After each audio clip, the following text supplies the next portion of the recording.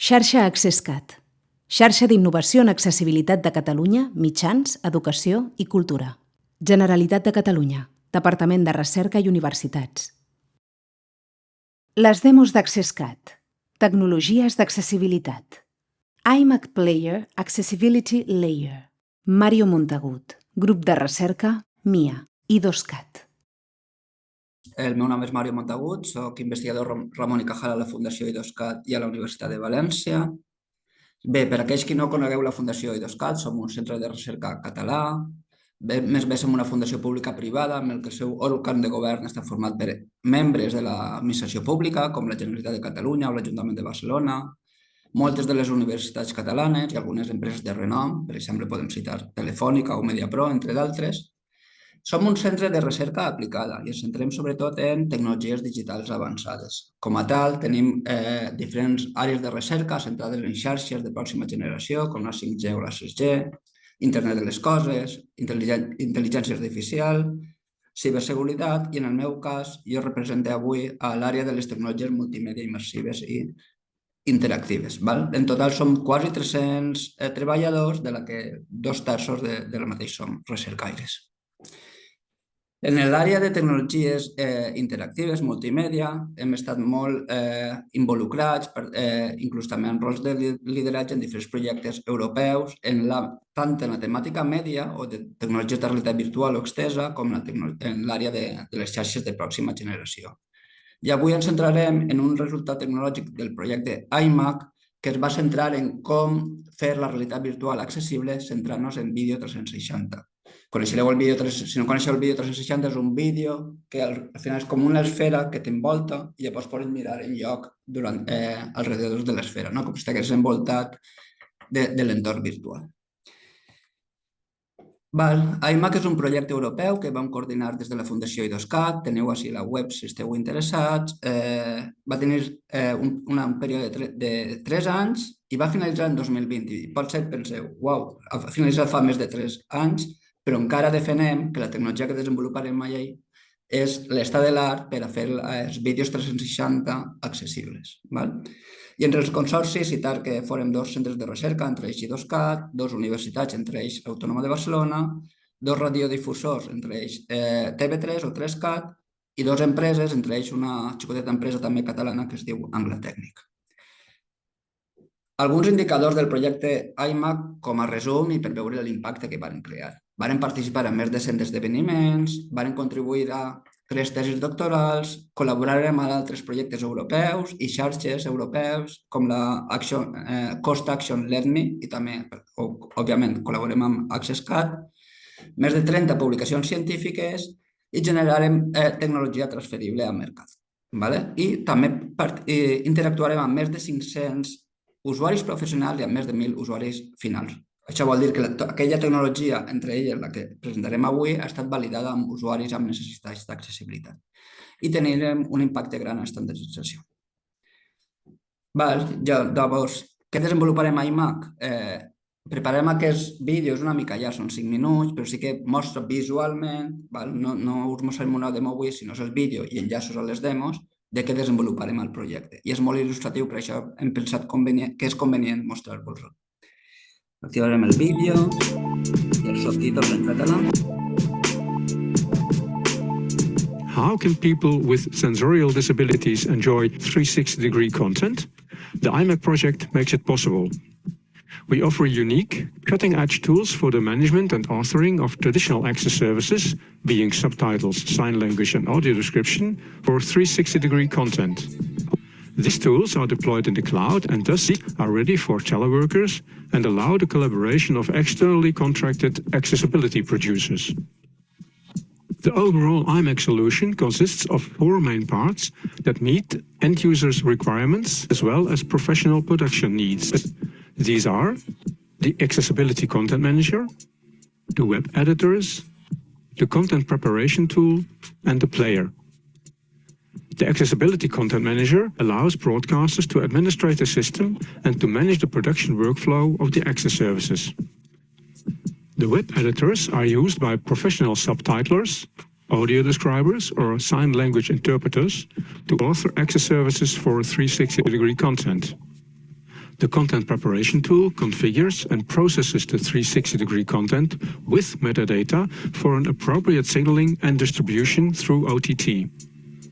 Finally, the IMEC player enables an interactive and personalized consumption of 360-degree video and spatial audio augmented with access services. Now let's zoom in on the professional editor tools. The subtitle editor allows producers to create subtitles for 360-degree content, including metadata to identify the active speaker and his location in the 360-degree environment. The end result can be verified on a PC screen or on a head-mounted display. The sign language editor allows producers to capture or import sign language videos, create segments enriched with required 360-degree information, and to verify the result. Also in this case, enriched metadata is provided: the current speaker's name, his position in the 360-degree environment, and the activity periods to allow the sign language video to be dynamically shown or hidden. Finally, the audio description editor allows producers to create audio describing scripts, to capture or add audio segments, to position these segments in the 360-degree environment, and to verify the result. Different spatial audio presentation modes are supported that make use of the 3D audio environment. If you are interested or you would like to have a demonstration, we kindly invite you to visit the link shown on the screen. Moving from the production side to the consumers of 360-degree content, how can we guarantee that all end users have the possibility to actually enjoy it? For this, IMEC has developed the first ever 360-degree player that enables the personalized presentation of subtitles, sign language, audio description, and audio subtitles. The player is open source, fully web-based, codec agnostic, and based on the use of current standards like MPEG-Dash for streaming and IMSC for subtitles. The player doesn't require any installation, just an internet connection and a web browser. Users can choose the device through which they make use of the player, including PCs, mobile devices, and head-mounted displays.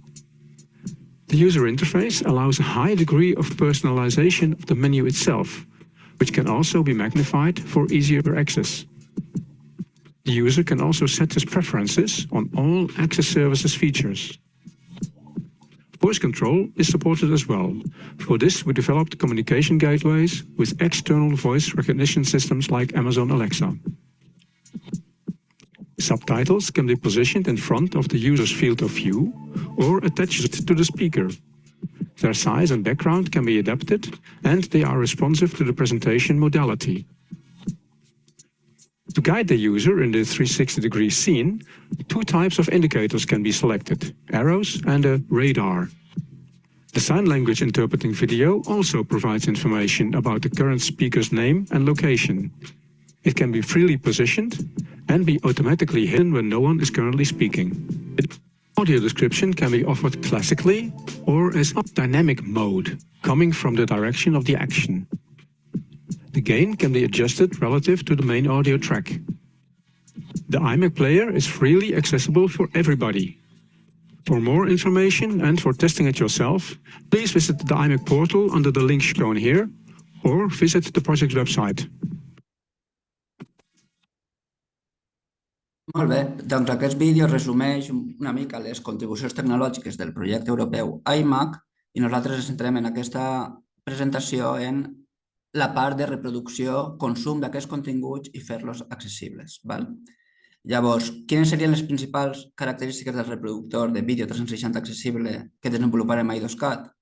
Llavors, permeteix una presentació avançada i validada amb usuaris finals de serveis d'accessibilitat, hi ha subtítols, també audiosubtítols, que no ho comenta a l'slide, llenguatge de signes i audiodescripció. Implementa o incorpora interfícies d'usuari accessibles, haveu vist com una interfície gràfica que també es pot magnificar, amb feedback visual, també es pot controlar per veu i s'adapta important al dispositiu de consum utilitzat. Si esteu més interessats en conèixer les característiques reproductor, publicàrem un article a la revista Multimedia Tools and Application que el comparava amb altres reproductors existents al mercat o a l'estat de l'art, perquè alguns d'ells són lliures, no?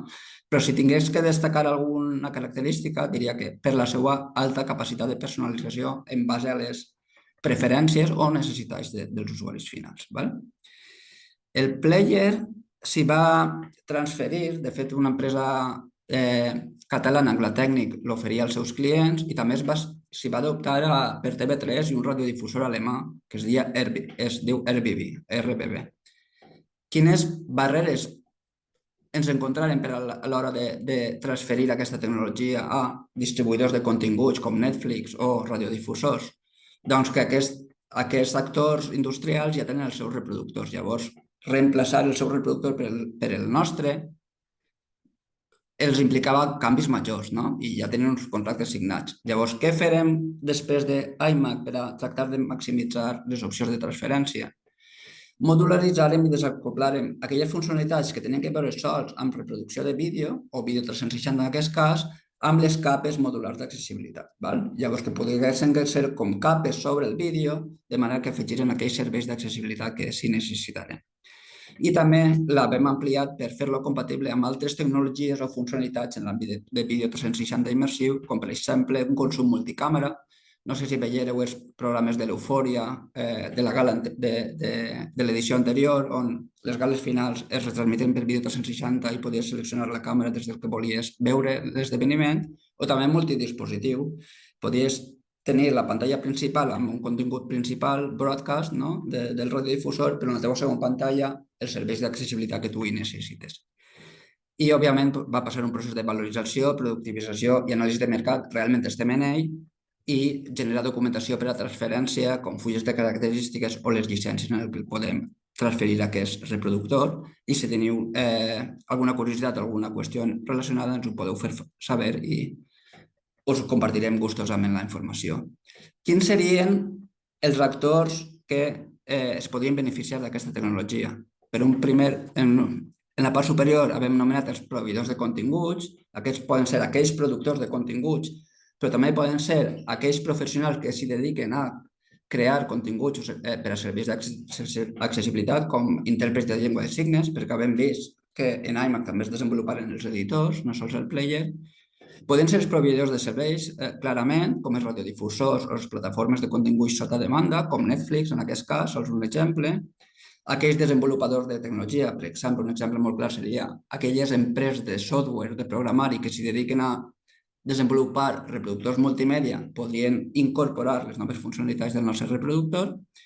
I també, bastant important, organismes d'estandardització, perquè el que ens trobem des del món de l'acadèmia o des del món científic és que quan proposem estàndards no tenim disponibilitat de software o programari de referència en el que demostrar les nostres noves idees i les proves de concepte. Llavors, aquest seria l'ecosistema d'usuaris professionals, clar, no anomenem així els usuaris finals, que, clar, el target, l'audiència queda molt clara, que es podien beneficiar d'aquesta tecnologia. I molt bé, així conclouria la nostra presentació. Moltes gràcies per la seva atenció i si teniu alguna qüestió o comentari pel xat, gustosament la podrem resoldre. Les demos d'AccessCat, tecnologies d'accessibilitat, formen part de les activitats de la xarxa AccessCat i tenen el suport del Departament de Recerca i Universitats de la Generalitat de Catalunya. 2021 XARDI 00007. Aquest vídeo reflecteix exclusivament els punts de vista dels autors. AccessCat i els organismes finançadors esmentats no es fan responsables de la informació que conté ni de l'ús que se'n pugui fer. Generalitat de Catalunya, Departament de Recerca i Universitats. Xarxa AccessCat. Xarxa d'innovació en accessibilitat de Catalunya, mitjans, educació i cultura. Contacte. Web de la xarxa AccessCat, accesscat.net. accesscat.net. Correu electrònic xarxa.accesscat@uab.cat. Twitter @xarxaaccesscat. LinkedIn xarxa AccessCat.